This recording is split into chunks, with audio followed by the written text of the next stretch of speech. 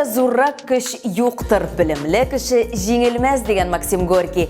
Нәкъ менә аның сүзләре белән узып баручы елда билем дөньясының соңгы чыгарылышын башлап җибәрәбез. Бүген без күп кенә темаларны яктыртып, тиешле нәтиҗәләр ясарбыз. Дистәләгән проектлар, йөзләгән җиңүче, Татарстан мәгариф өлкәсендә нинди уңышларга ирешкән? Километрлар, сәгатьләр һәм вакыйгалар. Тапшыруыбыз журналистлары үз эшен ничек бәяли?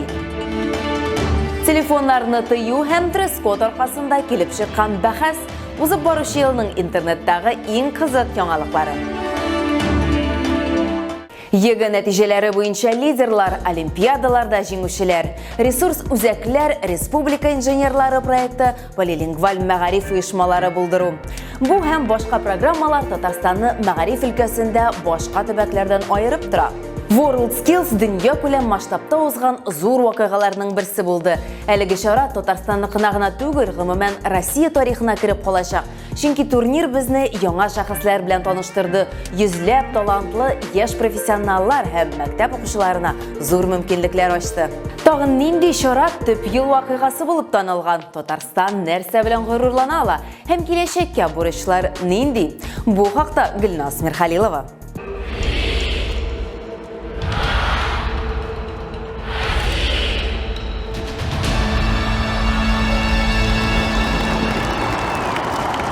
WorldSkills Татарстанны бөтен дөньяга танытты, яңа талантлар ачты.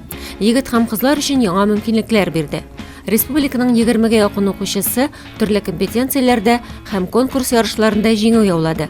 Үзләрен киләчәк һөнәрләренең остасы итеп күрсәтте. Мәгариф тармагы җитәкчесе Рафис Бурханов өчен дә әлеге чемпионат узып баручы елның иң төп вакыйгасы.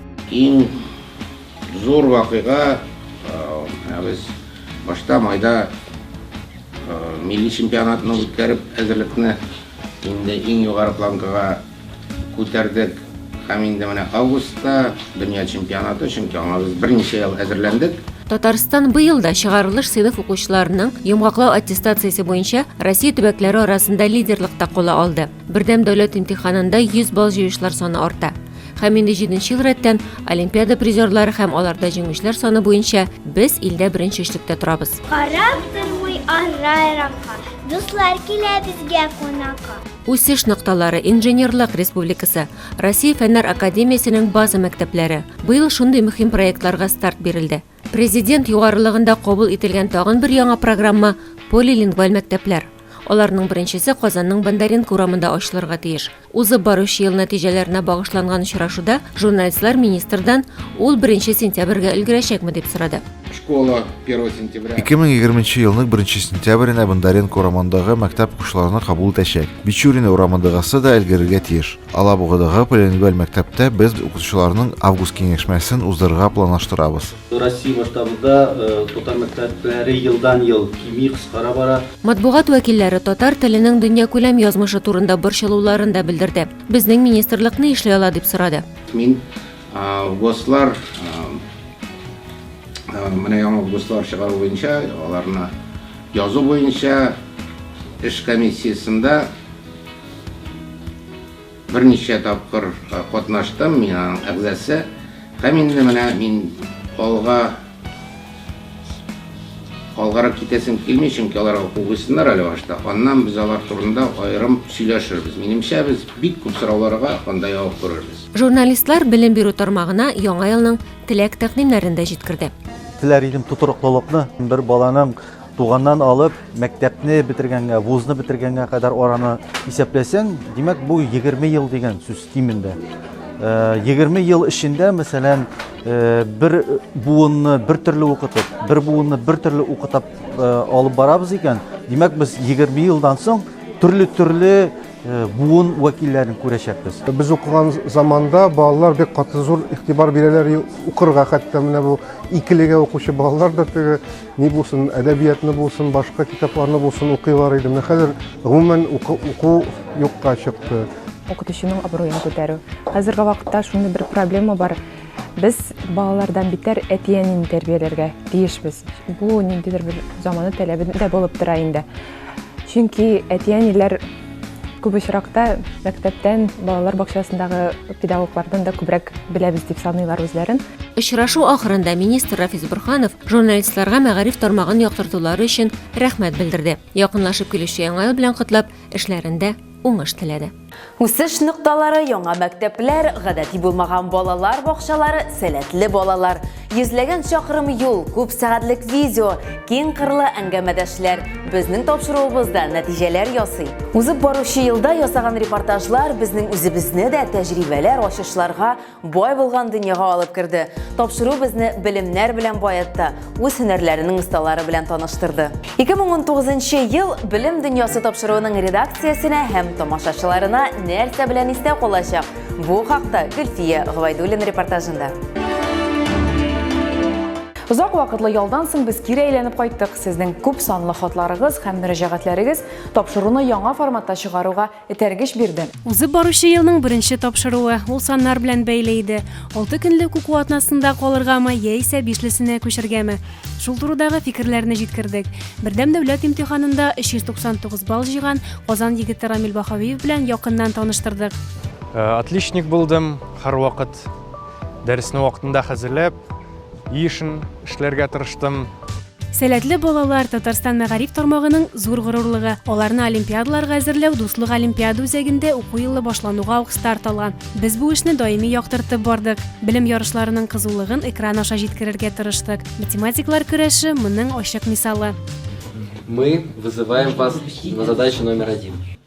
Вызов принят.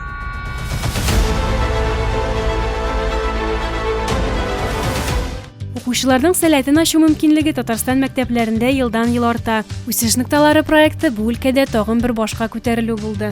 Ул авыл мәктәпләренә яңа сулыш алып килде. Ремонт ясалган сыйныфлар, заманчалашкан хезмәт дәресләре, яңа программалар белән укытыла башлаган информатика, беренче ярдәм ысулларын онытылмаслык итеп өйрәтүче тормыш иминлеге нигезләре. Мин мондай оборудование кайтканга бик шатмын. Мин әнием кебек үк балалар табибы булырга телим. Елның иң яхшы тәрбиячесе һәм укытучысы һәрберсенең алдынгы алымнарын күрсәттек. Безнең тамашачы аларның шатлыгын да, борчуларын да белде. Татар теле әдәбияты дәресен хәзер укытуның авырлыгы нәрсәдә? Ул да булса кызыксындыруда.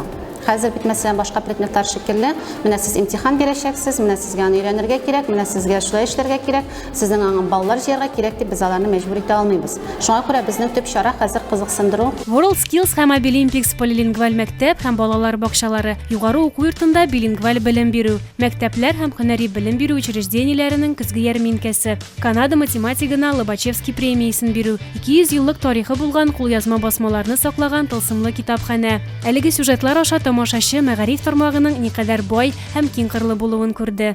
Географик, этнографик диктантлар һәм йомгаклау сочинениесен яздык. Бер гасырлык мәктәпнең юбилеен бәйрәм иттек. Яшь хәрбиләр белән бергә десантчы бабайларны туган көннәре белән котларга бардык. Подготовили, рассказали укладку парашюта, сам устройство парашюта. Мәдәни мәйданчыклар үзәгендә дә кайнадык. Иҗади фестивальләр, театр осталыгы бәйгесе. Буларның берсе яныннан да безнең хәбәрчеләр битараф узмады.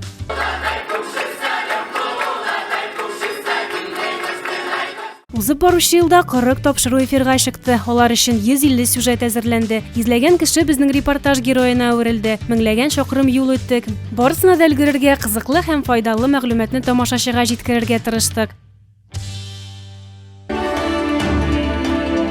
Телефоннарны тыю, вундеркинд балалар һәм ярдәмгә килүче олылар, мәгариф өлкәсенең иң кызыклы вакыйгалары кызыклы тәнәфес рубрикасында. Интернет дөньясының яңалыклары белән безне гадәттәгечә Нияз Рахман таныштырыр. Сәлам дуслар, 2019 елны затырга инде санаулы көннәр калып бара. Безнең тормышта төрле вакыйгаларга бай булды ул. Кемдер интернет ярдәмендә дөнья күләм танылу алды, ә кемдер өчен ул киресенчә аяныч тамамланды. Бүген кызыклы тәнәфес рубрикасының бәйрәм алды чыгарылышы.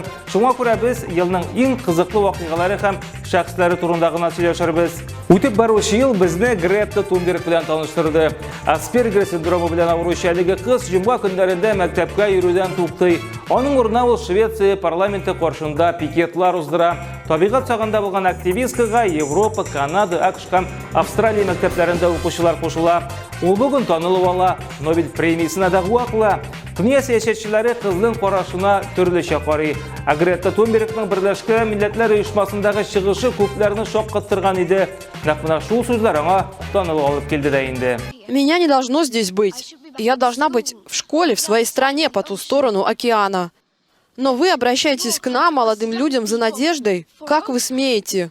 Вы украли мои мечты. Мое детство вашими пустыми заявлениями. Россияда да үзебезден геройлар юктугы. Красноярскидан Прохор Ильиных башта укытучылардан шелте ола озданнан аны мәктептен куып чыгармадылар.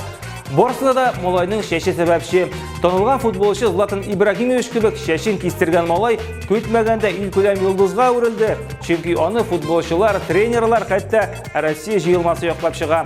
Прохор Ильиных Россия күләм йолдыз хәзер, ә аның шәші визит карточкасына үрелде. А почему тебе нравится Златан? Голы хорошие забивает. Футболга бәйле йолдызлы таган бер малай Казахстанда яши. Ул Али Туганбеков. Малай тумыштан аякларсыз, ләкин аның тормыш яратуы, футбол белән мавыгуы шаккатыра. Али өчен йолдызлар белән бергә уйный. Ул Марадона, Месси, Неймар, Салах һәм Хави белән таныш. Физик мөмкинлекләре чикле булуга карамастан, Али тулы тормыш белән яши. Йөзү белән шөгыльләнә, футбол уйный. Хәтта йолдызларын төрле челленджларга да чакыра. Алига бары тик әфәрин дип кенә әйтәсе кала.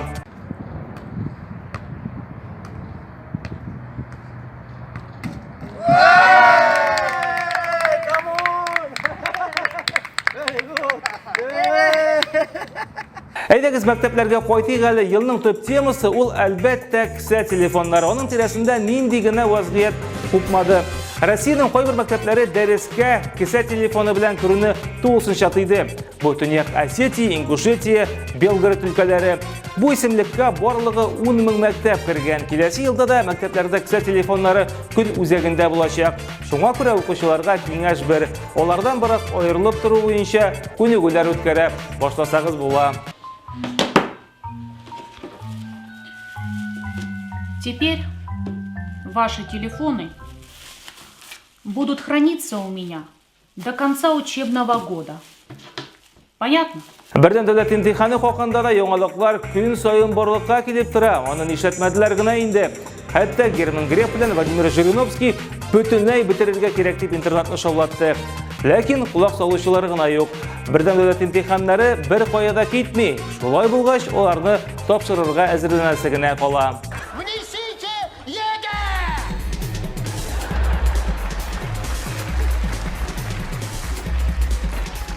Хәзер ел ачышларына тукталып тапшыруыбыз мәгариф һәм фән турында бит.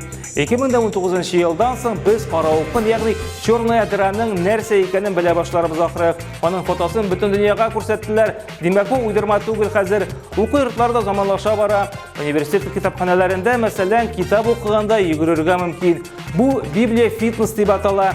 Әмнә Ямал-Ненецк округында әйбет ашаган өчен укучылар барма кызлары ярдәмендә түли башлаган. Әлегә тест формасында ашау өчен балага баш бармагын бар тик махсус яламага гына кую җитә. Бөтен көч бармакта хәзер. Әлбәттә, яңа елны кыш бабайдан башка күз алдына китереп булмый. Без бүләкләр сорап аңа хатлар язабыз, зур түземсезлек белән көтәбез. Алар үз чиратында безне шаккатырга тырыша. Ниләр генә кыландырмыйлар бит. Әйдәгез кыш бабайларының иң гаҗәеп гамәлләрен чираттагы язмада карап китик.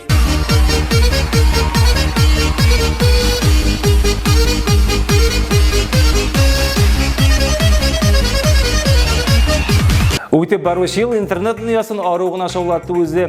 Инде 2020 елда яңа ачышлар, кызыклы язмалар һәм йолдызлар алып килер дип ышаныйк. Яңа еллар белән сезнең дуслар, очрашырбыз. Менә шундый иде ул 2019 сезнең өчен дә ул уңышлы һәм нәтиҗәле булгандыр дип ышанып калабыз.